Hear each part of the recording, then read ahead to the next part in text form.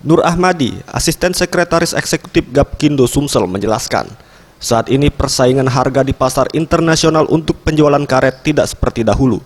Selain harga karet internasional terus mengalami penurunan, negara produsen karet juga bertambah menjadi 8 negara termasuk Indonesia. Sementara untuk kualitas karet dari Sumsel belum begitu baik, ditambah dengan terus merosotnya harga jual karet di Sumsel. Kebanyakan petani mulai beralih profesi dan menyebabkan banyak pabrik karet yang kekurangan bahan baku, hingga akhirnya berhenti mengelola karet untuk diekspor.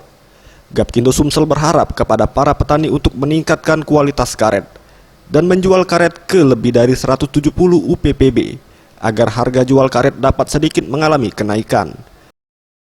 Masalah untuk keproduksi kan tergantung kondisi alam, tapi maksudnya harga paling tidak, dia terjamin harganya. Memang harga itu setiap hari berubah gitu, tapi paling tidak daripada dia menjual katakan 7.000, 6.000, tapi melalui PBB bisa dia menerima 4.000 gitu. Itu untungnya pakai melalui PBB. Tim Liputan Sriwijaya TV.